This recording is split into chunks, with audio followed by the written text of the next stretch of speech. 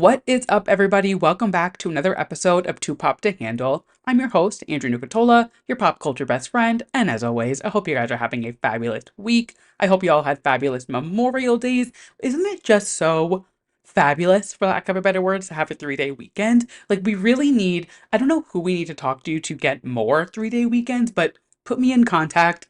I will fully spearhead the campaign to at least one 3-day weekend a month. I think year round, just once a month, an extra Monday off, just to give us that extra little serotonin boost, you know what I mean? Like, just to give us that extra day, whether it's to recover from a Sunday hangover, whether it's to get some chores done, whether it's to rot on your couch. Like, I don't really care what you do with the day, but let me know who I need to talk to about getting more holiday weekends, because I don't think there's enough, and I don't think it's asking for too much for like an extra day just to be silly or do whatever you want for the day. That being said, it was a fabulous Memorial Day over here. We will get into that in just a moment. But before we get into a weekend recap, there was a little excitement over here at the Two Pop to Handle headquarters last week after I finished recording. We have to get into it because I now officially have internet beef with Quinta Brunson. Okay, like not really, but kind of. So, if you did not see, let me paint the picture. So, last week I finished the episode. I'm exporting, I am doing my thing, just waiting for everything to load, and I just had to check my phone. And now, before I recorded, I checked TikTok because I'm chronically online and addicted to my phone, my screen time. I know. But I checked TikTok before I started recording, and there was nothing unordinary. Things were, people were seeing the videos, doing this, doing that. Nothing to note. Film the episode, do my thing. I'm exporting, I'm chit-chatting with Thomas, and then I open TikTok and I see like a bigger number of notifications than usual. And I'm like, oh, cool. Like something must have popped off while I was recording. Little did I know that Miss Quinta Brunson, Janine Teagues herself, stitched a video responding to one of the podcast clips that I posted. So if you listened, I think it was had to be 2 episodes, maybe 3 episodes ago now. I sent out a little PSA to Quinta Brunson, just letting her know that if she did not have Janine and Gregory get together by the end of season 3 of Abbott Elementary, I was going to do something drastic, and I meant it. I'm standing by what I said. And spoiler, if you have not watched the finale, she did not disappoint. We don't know where they're going, but at least they took the first step into being together in the finale, and I will leave it at that. But the message was received loud and clear by Miss Brunson. She stitched the video and she was like, so if you say drastic, what exactly do you mean? Just like a perfect, typical Quinta Brunson reaction. Spunky, quirky, funny, in on the joke, I literally I could have collapsed. So she posts it, she does it, we watch the finale, all is well. And then I wake up the next morning and the video is deleted. So I don't know why. I don't know if Quinta went in and deleted her response. Maybe I'm being delusional, and call me out if I am. I'm probably not going to listen, but call me out anyway. I don't think she would have gone in and deleted it herself. I don't think she would have stitched it, posted it, done her thing, and then gone back. It had to be 6 hours later and deleted because it was getting a lot of traction. It had a lot of views, a lot of likes on her page. It was getting a lot on mine too, but mainly on her video because she's Quinta Brunson. So I don't think that she went in and deleted it herself just because she wanted to be funny. I genuinely think it was either TikTok, because in retrospect, I guess I was threatening something in the video and she was kind of questioning it, in that sense. And they're very strict on TikTok about any type of threats or, safety violations, things like that. And obviously, Quinta Brunson has hundreds of thousands, if not millions of followers. So it had a lot more eyes on it than my video. Or I think maybe somebody from the network was like, hey, that's not really the best message to send over a TV show, which just call me dramatic. I know. But that being said, again, I don't think Quinta went in and deleted it. No hard feelings. Not that she's ever listening to this or cares, but she did, it's down. It is what it is. I'm still honored that she was able to see and hear my message and send one back. And like I said, mother delivered. She came through.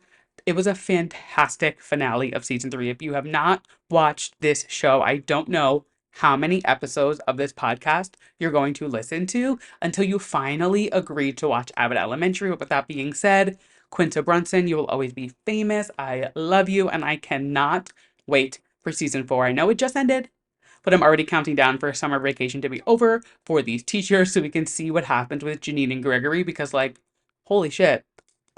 Hello? I can't. Such a good finale, such a good season. If you do anything besides leave me a 5-star rating from this podcast, watch Abbott Elementary. So that was Wednesday. Thursday went on as typical behavior. And then the weekend came. Saturday we spent in the city. And let me tell you, there is nothing better than New York City on a holiday weekend because nobody is here.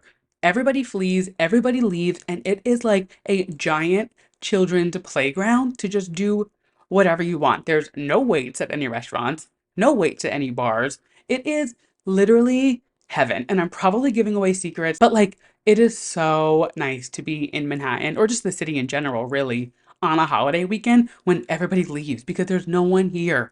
Fabulous. I went to the Central Park. Thomas, my best friend Ashley, and I, we just went, hung out. We brought some drinks, we brought some food, we played some Uno, just like a fabulous little Saturday in the park. We ended it with espresso martinis and pickle martinis, which is one of my favorite drinks in the city at Penrose on the Upper East Side. I feel like I've talked about them a ton on the podcast, so if you don't already know, you've got to add Penrose to your list of places to go. Their espresso and pickle martinis are literally to die for, and they're probably in like my electric chair meal. Like if it came down to it, and they're like, "What's your last drink you would have?" It would be a pickle martini from Penrose, no questions asked. So we ended the night there because then the next day, Sunday, we got some last minute plans. We had to throw something together because we were late on figuring things out, but we ended up going out to Long Island and spending the day, I guess the night too, with one of my other best friends, Crystal, and Ashley tagged along. Some last minute plans thrown together, and we ended up heading out east, going to Long Island for Sunday. So yes, I do love the city on a holiday weekend,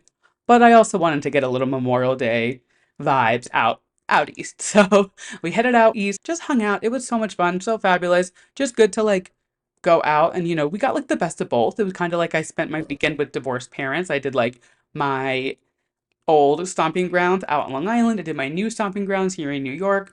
It was just fabulous. So much fun. And we came back Monday. It was hell on earth taking the Long Island Railroad back. But you know what? It is what it is. I'm not here to bore you guys with how miserable the MTA and the Long Island Railroad are. We all already know that. So yes, that was my weekend. Pride Month is quickly approaching, like rapidly approaching. It is literally this Saturday. And I'm like, oh, it really is just like full speed ahead into summer, bus, club, another club, no sleep, nonstop. So very excited to see what this summer has in store. Should be fun, should be fabulous, should be, it should be too pop to handle, dare I say. And with that being said, I think it's time to hop in to some of our segments. And our first segment is going to be very quick because there was no new music last week. So if you are new here, I start every show with my Drew releases. So my new music releases from last week and then the new music coming up this week. And for the first time in like 3 or 4 months, there is no releases from last week or this week to talk about. Honestly, feels kind of nice. As much as I love new music, there's been so much new music that I will take any Friday we can get to just like have a breather, marinate in the music that has been out already. I listened to Cowboy Carter the other day for the first time, like fully through in like probably a month. And it's not even that I don't want to listen to it. It's just like there has been so much going on that I'm like, I need to try to keep up with all the new releases. And I've been listening to like my favorites from Cowboy Carter, obviously here and there, but like not a full listen through, which is really the best way to experience that album. And I did it the other day and I was like, I am so overcome with so much music that I literally have not listened to this body of work in way too long. So I need to like get better at my balance of rotation of new music. You know what I mean? I feel like there's so much that has come out this year and it's like coming and going so quick, but there's so much good music, so much to soak up. So we have another week to soak up those releases that maybe we didn't get around to, maybe we wanted some more time with. There are some big releases coming in June. We have Charlie, Normani, and then there's some big releases that are kind of like on the horizon. We don't have a date yet, but they are part of the show, so we will talk about them in just a bit. But put a pin in that for now. We'll get back to it. And I think with that, let's just hop into some other pop culture news because that's what we're here to do. Kicking off the show with some concert news, which like really is some of my favorite news to talk about because you guys know I love my live music.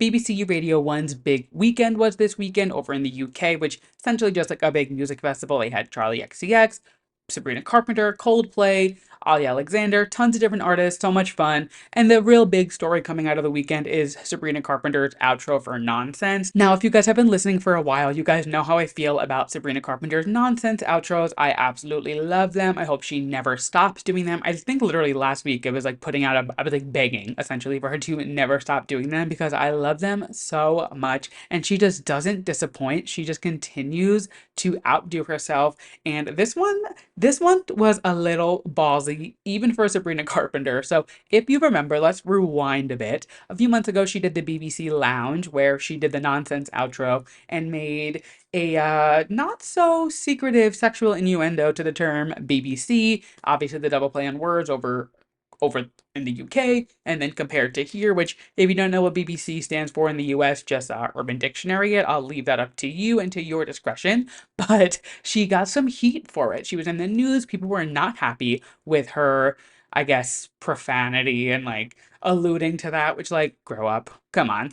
So this festival being hosted by BBC, she decided to kind of dip her toes back into the water and just like have some fun with it. So she said, and I quote, BBC said I should keep it PG. BBC, I wish I had it in me. There's a double meaning if you dig deep. And I mean, Sabrina Carpenter is Sabrina Carpentering. She is so funny. She's in on the joke. She doesn't really give a fuck what people think about her. And I love it. I think this is so funny. A little cheeky, a little naughty, still funny. And it's one of those things like you could hear this and just like understand it as is, but also like if you know about the little controversy a few months ago, it makes it even funnier to add a little fuel to the fire. So I loved that. There was a lot of talk online, people being like, I imagine being Barry and hearing this and saying she wish she had the BBC when he clearly does not have a BBC. And to that I'm just like, I don't think a 30-something-year-old man is that hurt by a 15-second outro of a song where like she's clearly just like having fun. I think he's a-okay and like secure enough in their relationship to be worrying about the fact that like Sabrina's singing about BBC on stage. I think like we're good. And if he's not, that seems like a him problem. You're a big boy, you can handle it. And with that, yeah, that was our BBC news. Nothing too crazy. Charlie XCX, actually, before I move on, Charlie XCX's set looked so major, and it is making me so much more excited to see her in like 2 or 3 weeks. I'm going to the Brooklyn show. I don't have tickets for Sweat later this year with Troy, but again, I will be there. But I am seeing her in a few weeks, and I am so excited. This album, Brat, is going to be so major to me, and I can't wait. I cannot wait to listen to it. Can't wait for this era, this album. Honestly, kind of one of the best album rollouts we've had this year. She is kind of just like continuously killing it, from like the features to the music video to like the remixes to just like everything she's doing is so smart. She is teasing a remix with Robin and Young Lean, who I'm not familiar with, but obviously Robin is Robin. So she's doing a 360 remix with them. I'm assuming, actually, now that I think about it, that will probably come out this Friday. So I guess we will have new music this Friday, but it's kind of like it's new music, but it's not because it's a remix. You know what I mean? That being said, very excited for Charlie. Her set looked insane at this festival and just got me so much more excited to see her soon. And that is our BBC Big Weekend news. Moving on to some other concert news. Boston Calling was this weekend, which, if you don't know what Boston Calling is essentially Gov Ball in New York to Boston. Is like Coachella light, diet Coachella, if you will. And I say that with love, that is not like shade or anything. It's just like the truth. And they had some issues on Sunday. So they had some big names this weekend performing, though. They had Renee there, Chappell was there, the Killers were there, Megan Thee Stallion was there, Ed Sheeran was there. Like it was a pretty solid lineup, I have to say. But Sunday was kind of a shit show, and there was two concert things to talk about this week about just like shit show crowd control. First and foremost, Sunday's Boston Calling, whatever you want to call it, mishap. So I was talking to one of my friends, Andrea. So, hey girl, if you're listening, and she was there. So I was like, what is going on this weekend? Like, what is happening? Because they said that Chappell's set literally had more people at it than the headliners did all 3 nights. Put like that is insane. So I was texting her and she said she was like at 6 o'clock at the main stage. It was literally a third packed on Saturday compared to what it was Sunday at 4. Now, Boston Calling has put out a statement and they've said, that, our safety of our fans is always most important. We are always looking out. We did not oversell. But, like, if you saw the crowd shot from Sunday, that crowd was crazy. Not that Chappell Roan doesn't deserve the biggest crowd possible because she really is like the most exciting thing in music right now, but like that was nuts. And whatever went down with Boston Calling, if they sold too many tickets for Sunday or like whatever the vibe was, if or people just like didn't know how to handle themselves, I didn't see anything of people like passing out or getting hurt, things like that. It might have happened, didn't come across my desk, but I feel like I would have seen it. It's usually a big deal when things like that happen at festivals because it is such like a safety thing. And I didn't see anything like that. So hopefully, knock on wood that everyone was safe, but it just looked like hell on earth. And I just think it was like poor crowd control, which at this point in the culture, there is no reason for like poor crowd control at a concert. We've been doing this on such large scales for so long, which leads me into my next point of the fact that like Taylor Swift's Lisbon show was kind of a mess. It was night two. If you were on Twitter, you saw this, but essentially the guards just like didn't know what was going on and people were like not getting inside on time. People like Paramore had started and half the crowd was still outside the venue. They were just like no crowd control, no organization, just like hot mess express. And I just think like if you're going to a show at the magnitude of a festival, the Eras tour, even if you're going to a basement show that has 30 people in attendance, there's got to be some organization to it because that's what takes the fun out of concerts. When it is like a mess and a disaster and you can't just show up, have fun, have a drink, hang out, especially a festival when you're outside all day long or the Eras Tour, you're outside for 3.5, almost 4 hours, like at the show in between sets, whatever it is, like it's a long day. And to have that kind of like stress and annoyance for the Eras Tour instance, like before you even get in and at Boston Calling on the last day, like the third day is where things go wrong. That's like supposed to be your golden day. You know what I mean? Like Saturday, excuse me, are supposed to be like, oh shit, like let's fix anything that went wrong. So Saturday or Sunday will be good. How did Sunday go so wrong if Saturday was fine? The only thing I can think of is the fact that like you oversold tickets because you knew people would buy them. Seems a little weird, a little fishy. Again, I wasn't there, I don't know, but just, a little weird, a little peculiar that this all went down. And I'm just like, in what world, especially at a stadium when like Boston Calling I can understand to an extent because the grounds it's on isn't obviously a festival or concert every weekend, but a stadium is built to host people for a sporting event, a concert, whatever it may be, and for security to not be able to handle or know how to get everybody in an orderly fashion. And maybe it was the fans acting awry and, doing whatever, but like there's got to be some way for them to organize this better. Again, with Taylor, I think everybody was able to like get in. They held Taylor's set a little bit to make sure everybody could get in for it because I can't even imagine the chaos it would cause if that was the instance and people weren't inside for Taylor. But like that sucks. Imagine going to a show, especially Paramore was opening, and you don't get in for it. I would have raised hell. You would have heard from my people, which is just me. But that being said, just some concert talk. Some fun little chit chat before we hop into some other news, which actually is still kind of concert related. Lady Gaga has released her Chromatica Ball HBO special, and oh, I'm not okay. I'm putting my paws up because God, I love this bitch so much. So if you didn't hear, Lady Gaga had a premiere last week for her Chromatica Ball, the special that came out on HBO Max. Yes, the tour was 2 years ago. Yes, the album came out 4 years ago. No, I don't know why we're still in this era, but you know what? I will take it. In a world where pop stars like to cycle through eras as if it's like their dirty laundry cycle, I'm kind of here for a 4 year long era. Milk it out, Gaga. Do your thing. But so she had a premiere last week for the concert special on HBO, which I did get to go to that concert back in, it had to be like August of 2022 ish, sounds right. And it was I like any Gaga show I've ever been to, just out of control. So if you didn't get a chance to see the show or if you want to relive it, go check that out on HBO Max. But at the premiere, there were two big things to take away. Three, actually, excuse me. First and foremost, Lady Gaga is dressing weird again, and I am so happy. She is dressing like 2009, 2010 Lady Gaga, just like weird, funky, not like this LinkedIn era, boring, rest in peace, but Tony Bennett and like, the Vegas jazz ensemble thing, which I know why she did it. I appreciate it. She's so talented, whatever. I'm not gonna keep defending myself. But you want Lady Gaga to be Lady Gaga. You know what I mean? And Chromatica definitely was a little, it definitely came back to those like those roots, but she was still doing like A Star is Born and the Vegas thing and Tony Bennett and this and that. So like to fully have Gaga back doing just like her weird rah-rah pause up shit. Oh, I'm so here for it and I'm so excited. She also, somebody asked her on the carpet about Telephone Part 2 and she said, whenever Beyonce calls, I like to pick up, which to me means like they're talking about it.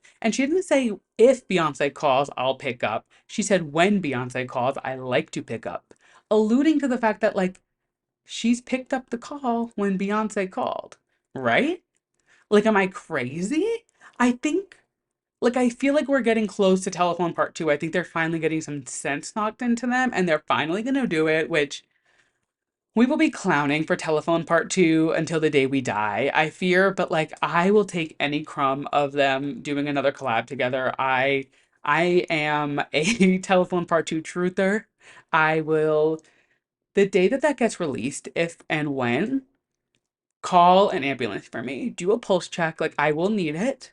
It's gonna be big. Telephone is literally like probably the biggest collab realistically of like two artists that we've had in a very long time, and it was 2009, so long ago. So like we're ready for part 2. It has been some time, and Gaga, I don't know, her choice of wording was a little peculiar for my liking. So I guess we will see what comes of that, but they also do love to lie and just like lead us on. So we'll see. But she did give that little tidbit, which was fun. And then the third thing is she's in a little bit of heat right now.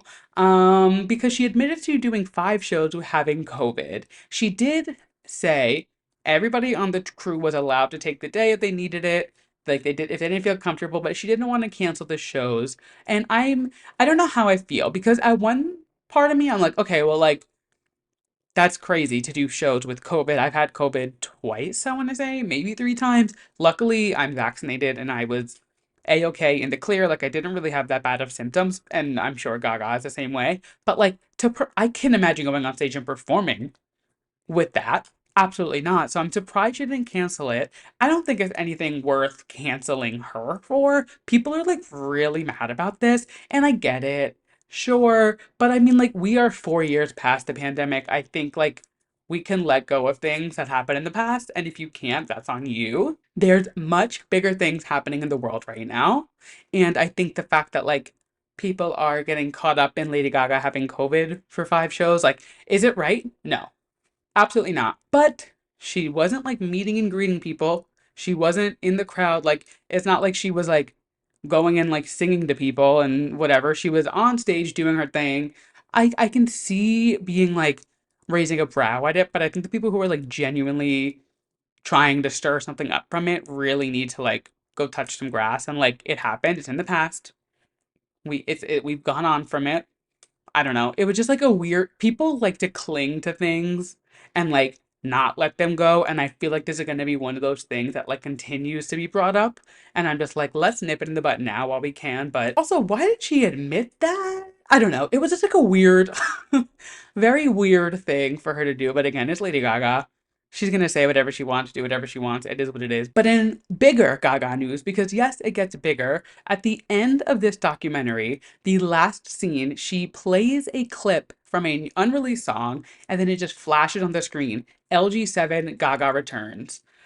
I mean, come on. Oh my God, I'm so excited. And this just seems like a fun way to kind of like end the last era, start the new one. And it was such like a quick way to do it, but it was so prominent on the screen when it flashed that you couldn't have missed it even if you wanted. Like you even if you looked away for a second, it just had that like the effects on the screen that just it stuck with you. The videos of people watching it at like premiere parties and freaking out, I'm living for. This era of Gaga sounds very good. I'm very excited. My paws are up. I'm seated. I am ready. I cannot wait. I will buy anything Gaga sells. I am ready for a new Gaga era. Oh, I cannot wait. And speaking of somebody else, who another era that I am very excited for that is being teased, Miss Katy Perry. So these are the two releases I was talking about at the top of the show that we would get back to. Katy is like fully coming back, full swing. She is saying that this might be the song of the summer. It might be the biggest hit of her career. You guys know I love me some Katy. I literally could go on and on about Teenage Dream for hours, but also just like she has a killer discography. Say what you want. Say she had a flop era. Say this, say that.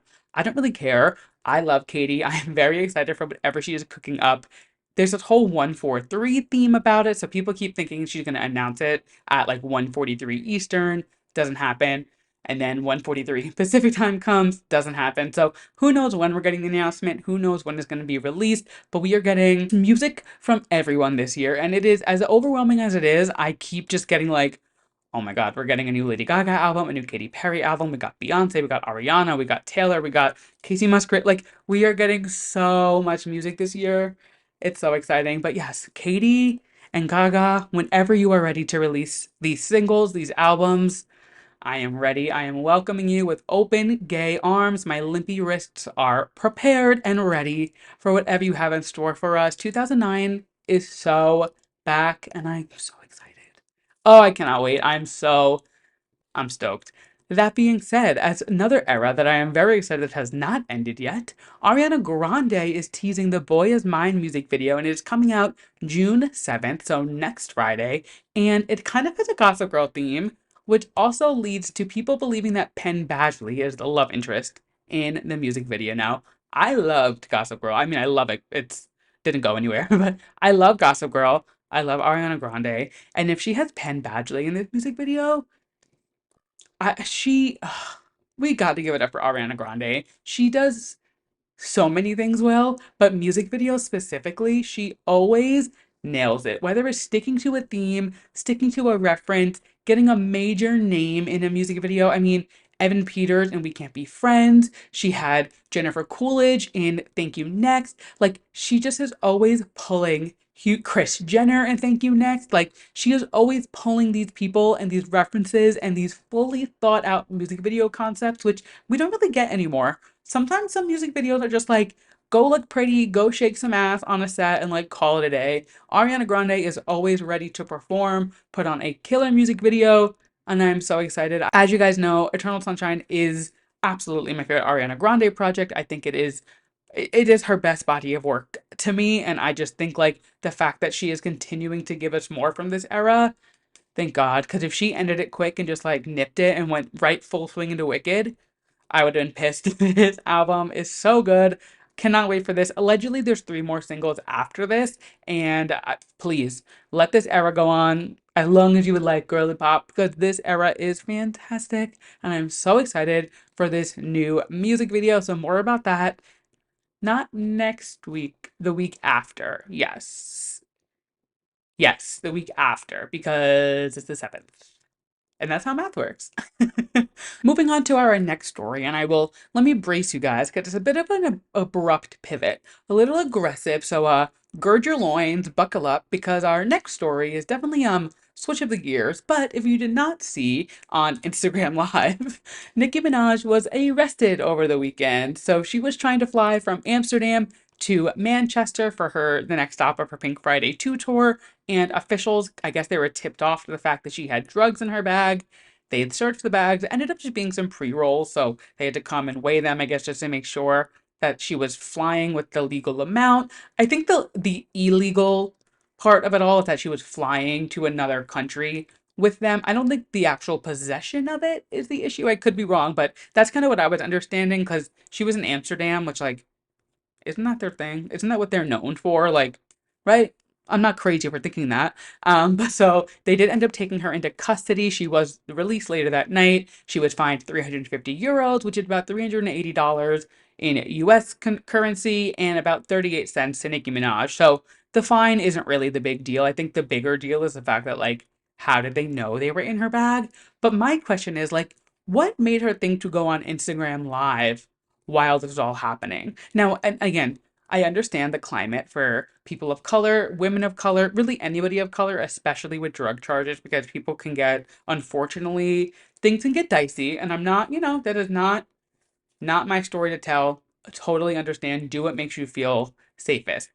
But she was getting on a private jet, so it wasn't like she was like at an airport in handcuffs making a scene. Like she was literally at a private airport. And they stopped her, they checked her bag. I don't know what the protocol is. Spoiler, I don't fly private, so I don't really know what the whole process of getting on the plane is, or the jet rather, but it is very weird that they knew that there was something in her bag. So she went on Twitter, she decided to take things into her own hands, as she does, and decide to start just like going at it and saying people are trying to sabotage her tour. This must be somebody I used to work with, telling them it was in my bag. Like just the whole nine of like looking for reasons as to like why it wasn't her fault, which like I mean, Nicki Minaj really does live in her own fantasy land, which is fine. Do your thing. It's gotten you this far, Miss Minaj. But I was like, why are we on Instagram Live? It was giving Jen Shah outside a beauty lab on Real Housewives of Salt Lake City. Like, Nicki Minaj getting arrested on Instagram Live was literally the same thing as Jen Shah outside a beauty lab on Real Housewives. I was like, where history is repeating itself. And it was as much as I wanted to look away, I couldn't. I couldn't stop watching this Instagram Live to be like, what's going to happen to Nicki? Is she going to make it to Manchester? Is she making it to her next show? What's going on? What about the Barbs in London? Like, what are they supposed to do? She did have to cancel her show. She ended up postponing it, I think, to next month. So, not too far. Definitely disappointing, just on all parts, but just like a very not a headline that I expected to see in 2024, especially not with on Instagram Live tacked onto it. You know what I mean? Like Nicki Minaj getting arrested would definitely be like, whoa, why? Like, what the hell? Like, what did she do? But Nicki Minaj gets arrested on Instagram Live was definitely a headline that was not on my 2024 bingo card. But alas, expect the unexpected. She is out. She is good. Again, she paid her fine. She did her thing. But definitely weird. And she did say that they're going to take this to court and get, some legal teams involved. So I'm curious to see how this comes because she now does have all of this on record. So really any misstep on either side's part, she could have said something wrong, they could have done something wrong, really it could make or break any case that she's trying to build. So curious to see how this turns out. I guess we will wait and see. But until then, we're just very glad that Nicki is safe. She is okay. She is out. She ended up going to talk to some of the barbs out of her hotel in Amsterdam and just chatting with them, or maybe Manchester. I don't really know. Regardless, she's fine. She was literally back on Instagram Live 4 hours later after she was out, live tweeting the whole thing. Like she is okay. Just like a very interesting headline to read this weekend. Shifting gears into some TV recap for the week, The Kardashians are back. Season 5 has premiered on Hulu, and they packed a lot into this first episode. I feel like they were like, how can we pack the biggest punch and just like give the girls what they want? And they delivered. So the episode starts out, and we do hear some more about Kourtney's pregnancy, which, if you're not following her, she did have a lot of trouble getting pregnant, and then she had a procedure while she was pregnant, which is just like insane in and of itself. Like the fact that the doctor was able to do a procedure on the baby while Kourtney was still carrying the baby is just like science that my brain cannot comprehend. But we did get some more insight into that procedure. She said she wasn't able to stand for more than 20 minutes. She couldn't drive. Essentially, she was stuck in her house for most of her pregnancy, which, yes, she is Kourtney Kardashian, so she probably was weighted on hand and foot. But still, like any carrying woman with that kind of like knowing like, oh, I can't leave my house, I can't stand up because like it's for the baby, like that's got to be terrifying no matter how much money you have. So I was honestly really surprised that she gave us that much insight into the pregnancy and gave us that much info. As if that wasn't enough, she also gets COVID the morning of her baby shower. So her and Travis both get COVID. Chris throws a crazy baby shower, which, if you know me, you know that I love any type of party for a celebrity baby, showers are not excluded from that. And this shower did not disappoint. Like kicking off the season with a party for a child. This was for me. They must have listened to my episode 2 weeks ago and been like, oh, Andrew wants more parties. We're gonna give him parties. And they decked this baby shower out to no end. It was so insane. The Disneyland quartet, they had the Mickey ears, Mickey pretzels, like it was insane. It was truly nuts. And of course, the morning of, they get COVID. So like just of course, what else would happen? We also this actually I have a bone to pick. I have a bone to pick with the fact that like Kim's only storyline is the fact that she works too much. All she talks about is how she works too much and how she is never going to talk bad about Kanye to her kids. There's really nothing else. And as much as I love her, they could literally never make me hate Kim Kardashian. I'm just like, how many seasons are we going to go with you talking about how you don't stop working? We understand. We get it. And you have the money and lifestyle to show for the fact that you don't stop working. Can we get a different storyline? Like, oh my God. As much as I love seeing it, and like I do love the behind the scenes of Skims and when she like directed the fashion show that one season, I love to see it. But I'm just like, can we have something else? Is it always going to be about work? Like, I get nobody wants to get their ass up and work these days, but like, can you sit your ass down and not work for one season and just exist? Like, it's getting to a point where I'm like, every single time there's a Kim scene, it's about work, and it's crazy. I don't know if she's trying to prove herself or trying to like make a different name for herself after the divorce. Whatever it is, again, they can never make me hate you, but like there's got to be a new storyline. And actually, I'm going to piggyback off of that while we're talking about Kim Kardashian. And let's talk about her daughter for a second, Miss Northwest. Because if you did not see, Miss Northie did star in the Hollywood Bowls production of, I guess, The Lion King's 30th anniversary over the weekend. And people are mad. And I just think it's nothing to get that mad over. Like, there are full on theater parents on TikTok right now complaining that Kim Kardashian was able to pull some strings and get Northwest to be Simba in this production over their child. And I get it. I understand the frustration. Your child is probably classically trained. Your child's probably very talented. Like I'm not discrediting it, but like if your child was Simba, we would not be talking about this 30th anniversary performance they did of The Lion King at the Hollywood Bowl. I'm sorry. Like I understand the frustration and I understand that like nepotism is a very prominent thing, especially when you're Northwest. But at the end of the day, like maybe your kid's audition tape wasn't that great. Like maybe there's a reason your kid didn't get the role and it's not because Northwest got it. I'm sure it plays a factor. There's only one role and Northwest got it, not your child. But like, did you ever do some reflection and think like, oh, maybe that audition tape sucked? Maybe like maybe you need to look inward and not be so mad that Northwest got the role over your child. Like it's I just think like the backlash that these people gets crazy. And I'm not even like somebody who like dies for the Kardashians. I love them and like again, like I watch the seasons, I do my thing, but like I can admit when they're wrong and I can admit their wrongdoings. But I think like the reaction to Northwest being Simba in this is the craziest thing. And it's coming mostly from adults, which is typically how it happens. But like, why are you getting on TikTok and bitching and complaining they didn't get the role? It happens. Like that is the theater business. If you are getting into theater with your child and like you want your child to be a performer, whether you're pushing it on them or they want to do it themselves, you're going to have to digest the fact that like people are going to get parts because of who their parents are. I mean, look at Beanie Feldstein. Hello, like it's gonna happen. It's just something you kind of have to like deal with and either get over it and get the next audition tape ready, or you're gonna bitch and moan on TikTok like you're doing. So that was just a weird little subtopic of the internet this week that I was like, people like get over it. You'll be all right. Like you're okay. You'll be fine. And then we also see that Tristan is not leaving. The fact that he is still at her house and now lives across the street, she kind of brought it upon herself.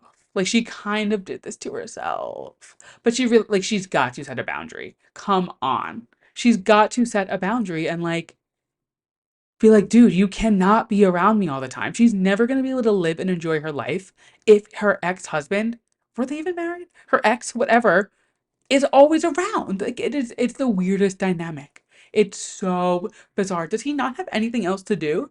Does he not have anything else to go out and like a hobby, work, anything? I don't know. She's better than me. She is better than me. And what better way to round out the Kardashian recap than with Scott Disick's Manjaro product placement in his fridge. If you did not see, when Scott opened his fridge, there literally the whole scene is him talking about how he's so healthy, he's on his health grind, he's eating right, he looks great, he's lost all this weight. He opens his fridge and in the little butter compartment is literally 2 boxes of Manjaro, which like good for you, bitch. I almost feel like it was put there purposely for people to be like, oh, no shit, he's using this. But at the same time, I'm like, do we think that was an accident? Like, do you think the editors just like didn't catch it? I don't know. Felt weird, but also like, I love it. I'm the first person to tell anybody if you need a semaglutide to lose weight, if you need any of these drugs to like help you, do it. The stigma behind them, I think it is so stupid. You wouldn't tell a depressed person not to take antidepressants. Why would you tell somebody who can't lose weight to not take a medicine to help them lose weight? Whether they need it or not. Why are you worried about it? Why do you care? I don't know, but good for you, Scott. Keep it up, do your thing. And that's the Kardashians. And moving to our final part of the TV recap, it is another day in the workroom, and RuPaul's Drag Race Season 9 is alive and well. And this week, we're playing the Snatch Game. Not just any Snatch Game, the Snatch Game of Love, which, how do we feel about the Snatch Game of Love? Because I always dread it until it happens. I'm like, actually, I kind of like this for All Stars. When they start the episode, I'm like, come on, I just want a normal Snatch Game. I just want it to be, you know, sit up on the thing, make a joke, make Rue laugh. It is what it is. We don't need this extra added element to it. And then whenever they do it, I'm like, okay, wait, actually, I like this. So I need to remember that next time they do Snatch Game of Love. So Snatch Game of Love, we come to find out that Monet Exchange and Raja are the ones looking for love this season, which I love that. I love that it was like a tie-in, obviously, with two major drag race queens. So let's get into these impersonations. So just as a refresher, I'll go through the list of everybody who they played, and then we'll go through like my thoughts on each of them. So the first group was with Monet. It was Angeria as Marla Gibbs, Roxy Andrews as Tasha Salad, Chanel as Liberace, and Georges as John Leguizamo. The second group was with Raja. We had Vanjie as Cleopatra, Nina West as Liberace as well, Plastique Tiara as Ali Wong, and Gottmik as Pal, the dog that played Lassie. So let's get into it. Angeria, hilarious. Her mannerisms, her jokes, literally the first thing out of her mouth, RuPaul laughed at. She was good from the jump. She was funny from the beginning. She carried it through. She is hilarious. You guys know that is my little Southern Belle. I love her. Roxy playing Tasha Salad, which, if you don't know, is her character that she played in a challenge on season 5. Doing a callback to yourself is one of the most iconic things you can really do on Drag Race. This was no exception. I thought this was so funny, such a smart choice. I loved it. Chanel playing Liberace. So now, Chanel and Nina West both bringing Liberace is kind of crazy because how do they both bring somebody who's never been done and both bring it the exact same season? I was like, oh, I thought somebody was gonna budge. I did think somebody was gonna cave and like let one of them take it over the other and bring like a backup, but I kind of live for the fact that we got two of the same impersonations, two different groups, and they just kind of like did it in their own way. They both did fabulous. First and foremost, they both did such a good job, but it really shined through in like I feel like Chanel's looked more like Liberace and was more like true to the character, where Nina brought that more funniness to it, you know, that Nina West does. Nina West is a acting queen. Like she could make anything funny, I fear. So like it was no surprise that she was funnier in it. But Chanel was so good as Liberace. I loved it. Georges with John Leguizamo, which was essentially just Georges being Georges. Like it wasn't anything crazy. It was funny when it was, but it wasn't like groundbreaking. I think I don't know. It is what it is. Like I think Georges gets very comfortable doing Georges, and not that it's a bad thing because I love Georges, but I was just like you could have done something. I felt like it could have been a better. She could have picked somebody better for her. But hey, who am I? I'm not on Drag Race. I can't say. Vanjie with Cleopatra. She was essentially Vanjie with a Cleopatra wig on. Vanjie's hilarious. We don't know much about Cleopatra's personality, but like I don't know if her and Vanjie would be kikiing at the club, but you know what? Vanjie's hilarious. Whether she's in a Cleopatra wig, a Marilyn Monroe wig, this wig, that wig, Michelle Visage, she could do anyone. She's just funny. Was it anything to go home about? No, but it was safe. It was fun. It is what it is. Now, Nina West, like I said, she knocked it out of the park. I thought she was hilarious. I loved her Liberace. Plastique, on the other hand, it's kind of humbling to see her not succeed. You know what I mean? Like, she's so stunning and always knocks her runways out of the park. And she's just like so unbelievably gorgeous that when she shows a little bit of like, oh, I'm not good at this, I'm not good at that, like, it's kind of almost like, okay, cool. So you're not perfect all the time. Like, you do have flaws. You look perfect all the time, but you're not always on your A game. And that's okay. You don't have to be good at everything. But this was a miss for Miss Plastique, I do have to admit, and I think she's very lucky that it's a no elimination season. Moving on, the next thing, Gottmik. This was the real star of the show. Gottmik Gottmik playing Pal, which is the name of the dog who played Lassie, and giving her. Obviously, we don't know what the dog sounds like. Dogs don't talk, but it was genius for Gottmik to take this obviously iconic character in Hollywood history, Lassie, and run with it and give it a personality, give it this like funniness to it. It was a perfect Snatch Game. I absolutely loved it. I think my top would definitely have to be Gottmik, Angeria, Nina, and Chanel. I thought they all killed it. I loved the four of them. Everybody did fine. It was a good Snatch Game. Like, I thought Roxy also was killer, but I mean, like, Gottmik was really the star of the show. It was so good. More on that later. And then the runway was A Tale of Two Titties, which just like so stupid and so funny. So let's get into these looks. First and foremost, Angeria with her dragon look. She looked stunning. She looked unreal. I loved it. It was gorgeous. Roxy coming out as Roger Rabbit and Jessica Rabbit. So smart. The play on the tail of two titties. So she had the saying that is just so funny. So obviously the boobs were boobing, but she was also telling the tale of two characters, which I thought was genius. Obviously, Roger Rabbit is a rabbit, has a tail, but also telling Jessica Rabbit. Such a smart play on the theme of the runway. Chanel coming out as a scorpion. So Chanel has a reoccurring theme this episode of like having somebody else doing the same thing as her, which we'll get into in a second.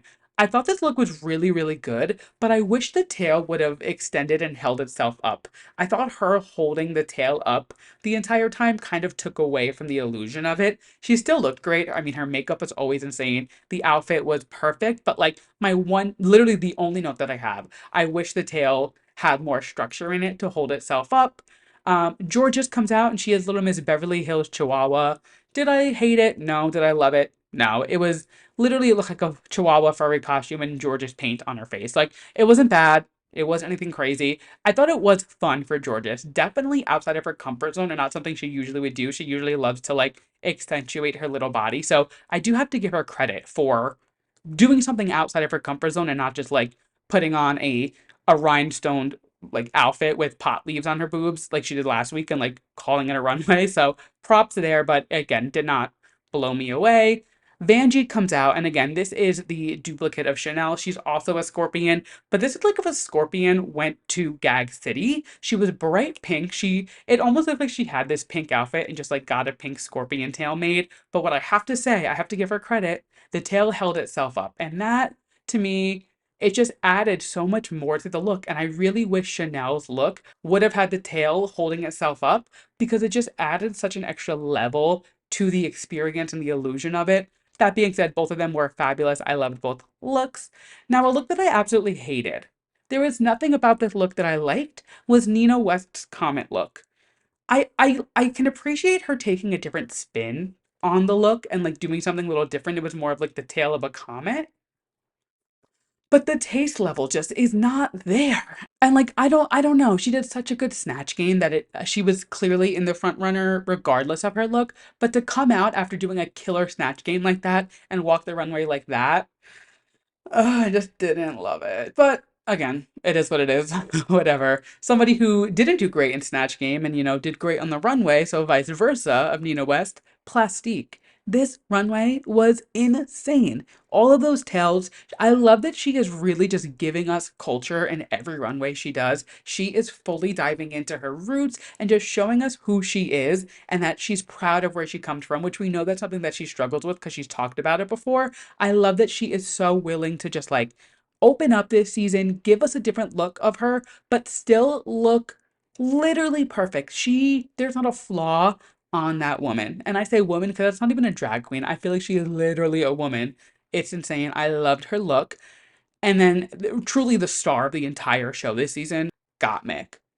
This look was so smart, so good, so perfect. I loved it. The top surgery reference, the arms coming across, cutting off her boobs. If you don't know, Gottmik is trans, female to male. And so clearly, top surgery is something that you experience when you are, a trans man. And this just was such a beautiful but also fun way to just kind of like show the trans story, which we don't get a lot of on Drag Race all the time. It's like there were obviously are trans competitors, but I feel like Gottmik will take it to that level and just like be like, hey, yeah, like here it is, you know what I mean? I loved it. I thought the boobs in the bag were genius. A little gruesome, but I loved it. The rhinestone blood coming off of the scars, just so well done, so genius. There really was no fabric to it. It was just the skirt, but it didn't need anything more. Like it was so well done. But the fact that the skirt was hospital gown colored, genius. I don't know if that was intentional or not. I caught it. I'm assuming it was intentional because she's very well thought out. This look was chef's kiss perfection. I loved it. And that wraps up the runway. We come to find out that Gottmik and Nina are in the top two, which I can agree with. I do think Angeria, as a full package, Snatch Game and Runway, did do a better job than Nina this episode, but Nina really did knock it out of the park with her Snatch Game, so I'll give it to her. That's fine. What's not fine is what happened in the lip sync. She has been changing into this lip sync reveal dress every single week, waiting for her to be in the top, even when she knows she's not going to be in the top. There were the first two episodes, girl, you knew you were not going to be in the top after what you presented. This I understand. But she wears this lip sync reveal outfit that's clearly a lip sync dress. It literally said, "This is my lip sync dress" on it. And she just starts revealing layers of glittery fabric, and somehow each layer got uglier and uglier and uglier. And I was like, if you're gonna do a reveal, at least make it pretty at the end. And Nina's not a fashion girl. I can give that to her. Like that's not her shtick, and that's fine. So do something funny. Don't do a reveal just to do a reveal. Do a reveal that's gonna reveal something worth revealing. Take a shot every time I just said reveal. That being said, the judges also agreed that it wasn't great, and Gottmik wins the lip sync. They lip sync, I'm sorry, to Banana by Anita featuring Becky G. Fun song. I'm not familiar with it, to be honest, but they did their thing up there. Gottmik does win. Gottmik is kind of the one to watch right now. This is her second win and her second. Yeah, she won the lip sync last week too. Like she's the one to watch. I'd be scared if I was the other girls. We come to find out that she takes the ruby red snippers and cuts off Georges, which I guess makes sense because Georges does have a win, so she does kind of have a leg up, no pun intended, from her Chihuahua look, a leg up from the other girls. But both Nina and Gottmik do get two badges this week, and next week we do get to find out who gets their second badge. So they get to keep one for themselves and then gift one of the girls a badge. Now, one of the editors on Drag Race made a big mistake, and if you look at the preview for next week, you can clearly see who is wearing badges in the episode. I won't spoil it, but if you do want to go watch and use your fine eye, you can see who they gifted their badges to. We don't know who gifted who, we don't know who Gottmik gave it to this person or Nina gave it to that person, but you can clearly tell that there's two people that we don't know to have a badge wearing a badge next week. So, little oopsie on the editing side there, but hey, we can't be perfect all the time. And that is Drag Race for the week. I am loving this season so far. I know we're only 3 episodes in, but I'm very excited for where this season goes. And with that, that is the end of our show. We obviously still have my yes and my mess. So if you are new here, I end every show with my yes and my mess of the week. My yes being something that I'm loving, my mess being something that I'm not loving. And we always start on a high note. So let's kick it off with my yes, which is the Four Seasons Orlando baby. If you're not familiar, this baby went viral a few weeks ago because somebody in her family asked, who wants to go to Four Seasons Orlando? This 1-year-old raises her hand and says me, which like, why is a 1-year-old so conscious? Very alarming. Now, that's not my yes of it all. My yes of it all is the way that the Four Seasons Orlando has handled this, inviting them on this trip and doing this full like marketing social campaign with them. They had balloons in her room that said me. They gave her like a plate of pasta and just let her go to town on it. The Four Seasons Orlando marketing team is killing it with this social media moment. And that's somebody who works in social media.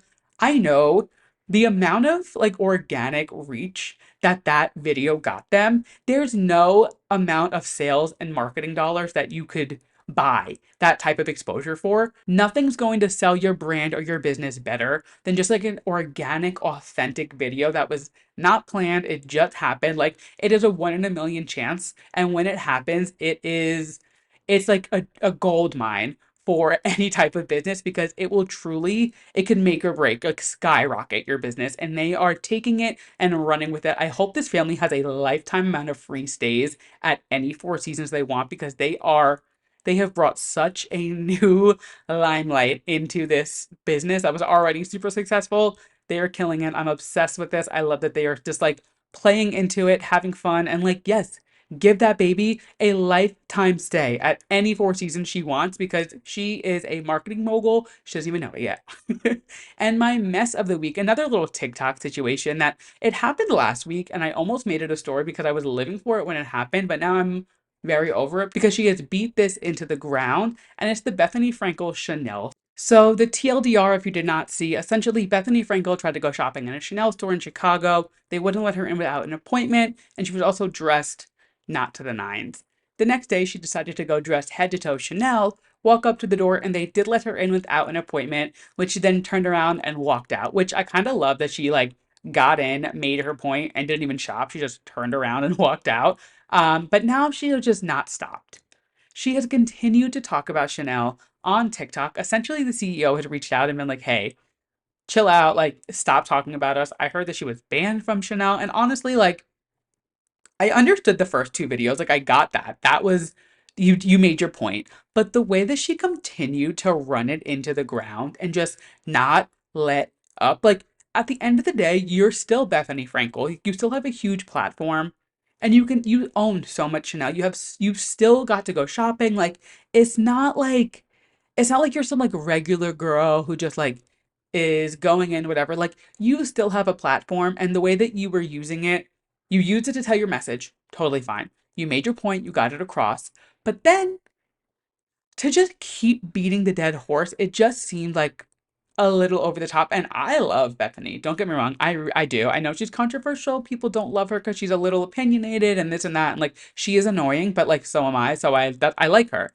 This is just like I hope she's done. I haven't seen her post about it in a few days. I think she got her Memorial Day weekend in and she was like, let me just take a breather and now she's good. But it was a lot. There was like 15, maybe 20 videos that she posted just about Chanel within like a 3 day period. Like it got a little out of hand. And I think she's, reeled it back in, but it got real messy real quick. And with that, that is the end of the episode. Thank you guys so much for listening to this week's episode of Too Pop to Handle. If you like what you heard and you're listening to us as a podcast, make sure you leave us a 5-star rating, drop a review, let me know what you're thinking. If you're watching us on YouTube, make sure you hit that subscribe button, hit the bell, leave a comment, hit the like. God, YouTube has so many buttons you can click. Press them all except for dislike. If you would like to follow us on social media, we are at 2pop to handle on all forms of social, Instagram, TikTok, Twitter, YouTube, you name it, I am there. Come follow along the journey. I'm always posting fun little memes. If you're interested in following me on socials, I am at Andrew Nucatola across all platforms. And with that, I will catch you guys next week. Bye!